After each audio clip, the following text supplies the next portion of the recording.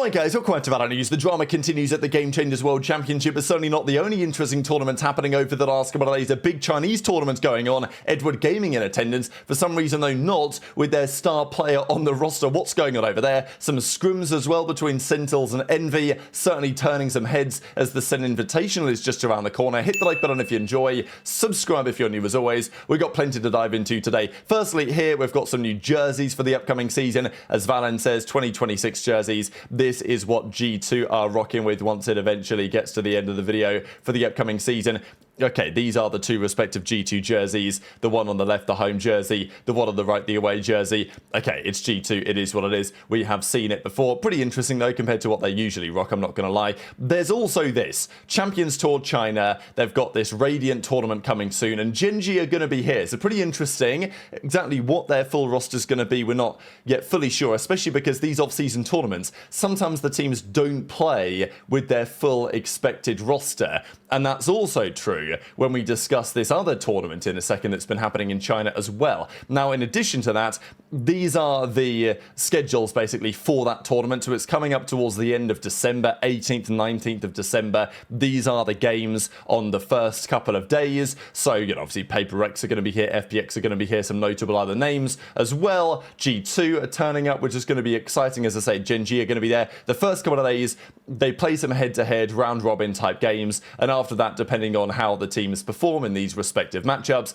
then we will see a playoff stage, which effectively looks like this, where there are 3 matches closing up to a grand finals on the 21st in a best of 5. So that's how things are going to look over there. This other tournament, though, is particularly interesting. So we've got the China Esports Festival Super Champions Cup. And, well, this was an interesting game to start things off, really. Billy Gaming playing the Vietnam. And the Vietnam with their new roster looking pretty good so far. BLG no slouches, as we know, but this new Lev team with Sato, Spike, King Blows and Neon. Neon especially had a crazy map 1 here, right? So, I mean, this split in the end was a 17-15 overtime banger, and yeah, the Corrode they then won as well, 13-5. So Lev looking pretty good, it's got to be said. The other story, of course, was Edward Gaming were playing in this one, but surprisingly enough, there was no Kang. So it's all a bit confusing what's going on with Edward, really. It doesn't feel long ago that they were world champions, and the roster isn't that dissimilar to what they previously had. But it looks like ZJC, also known as Alphabet Man, he is in permanent bench hell, basically. He's just stuck there because they've not put him in. Autumn, though, is coming as the head coach, so of course he's going to have his opinions on what he wants to do with the roster.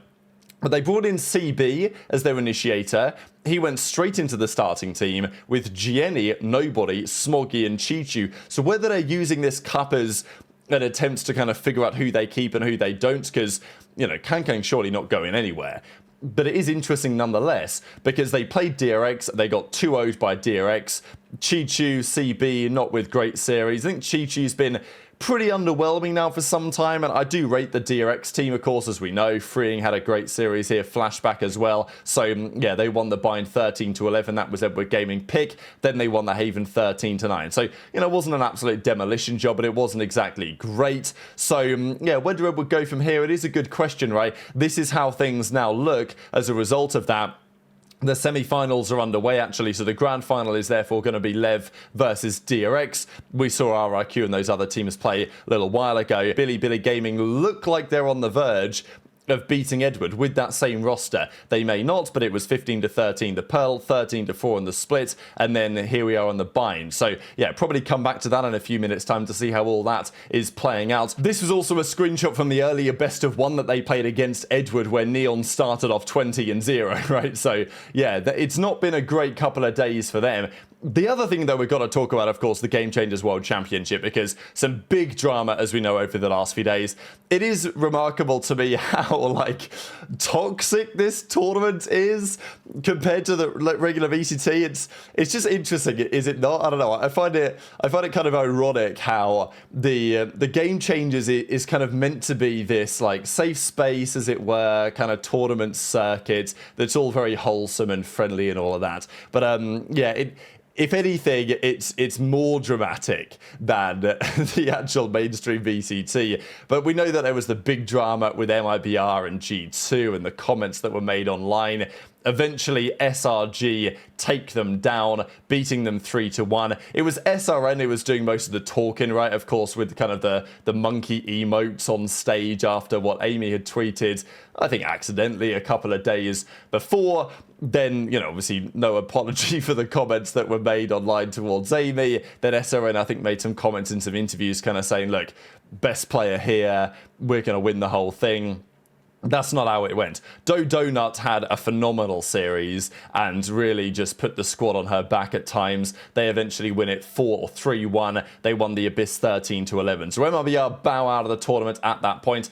As I say, there was a bit of further drama because there could easily have been some comments about this. I think there was a lot of reaction to the level of abuse that Amy had faced after what she tweeted. We talked about all that drama now a couple of days back. But I think some were expecting maybe some different replies, but SR kept it pretty coherent. And SRN actually did do a tweet and said, GG's, max of respect for the girls, proud of everyone on the team, all what we've been through and everything. We finished here top 3 in the world, tiny details cost us the series. Thought it was just interesting, right? Like all the replies got turned off. I think some were maybe expecting, because Lissa, also of MIBR, she came out and said, look, you know, things went a bit too far in that series against G2, so, you know, not really proud of that, but we'll move on. Hopefully everyone can give some respect to the players or whatever. So maybe we're expecting something similar, but instead of that, the replies got turned off instead. So all rather interesting. And then, of course, we get to the grand finals, which is currently ongoing here. Team Liquid Brazil have just taken a 2-1 lead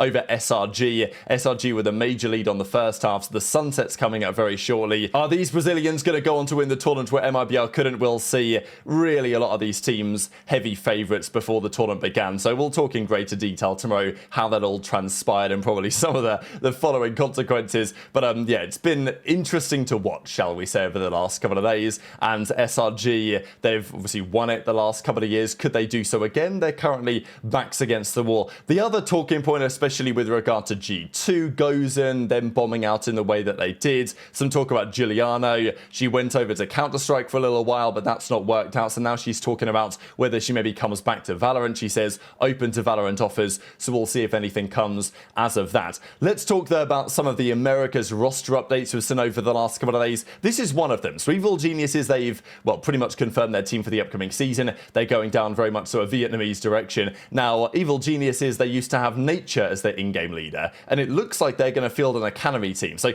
this is interesting timing. We've talked about this a number of times before, and it's still certainly relevant, that the teams this season are fighting for their lives in terms of franchise renewal. So 2027, the organizations will be up for renewal with Riot Games, and therefore now is the time to really impress Riot and try to tick all the boxes. Now, Evil Geniuses, despite winning the World Championship a couple of years ago, they've not really been much of a force in the Americas, you know, from a content perspective, from an engagement perspective.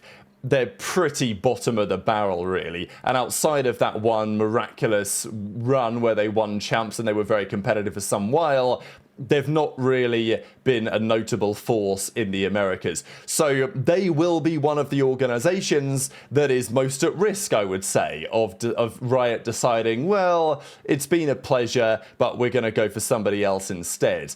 So it's time to put out all the stops. That's how it appears to me. And they're like, okay, we need, you know, we're going to field an academy. We're going to do all this. We're going to show Riot that we really care. And look, I'm not saying that they don't, but I do think that some of these decisions from some of the organizations are somewhat tactical, and we'll see if that works out well for Nature. But cool to see him at least still having an opportunity within the Evil Geniuses umbrella. There were some interesting scrims going down. 100 Thieves, they have looked pretty good in their practice over the last few days.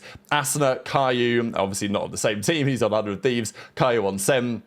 They were playing in this one was a 6-6, but Timotino, Vora, they've looked very solid so far. They also were playing the new Furia team, that of course being with EU over there and Alim and Koala Nubans. A very interesting roster. Furia in a similar position to a certain extent as Evil Geniuses. They will certainly need to prove a fair bit this season if they want to get that franchise renewed. I wonder like how many teams are going to get changed outright, because there was some rumours that there could even be more to come before this season gets underway. After this season, we know that there will be serious changes made.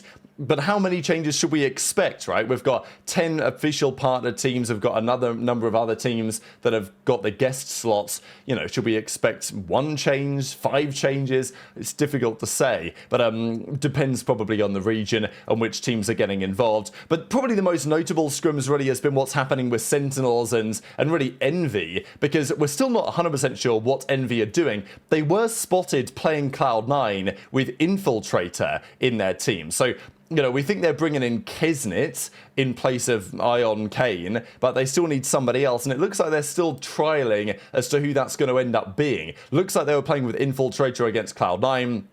That was pretty interesting, and as I say, they were playing Sentinels, and we're down 11-4, so we've got the SEN Invitational coming up in a couple of days. Don't think it's been confirmed yet exactly which teams are going to be there for that, but yeah, SEN will be there, of course. Envy still need to decide what their full roster is going to be, and Sentinels, it looks like, getting some pretty good practice in as a consequence. So very much interested your thoughts in the comments below. We'll just go back briefly to this lower finals, the consolation finals between Billy Gaming and Edward Gaming, and actually, Edward bringing a bit of a comeback. Have a look at that. So hit the like button if you enjoyed, subscribe if you're new, take care, and I'll see you next time.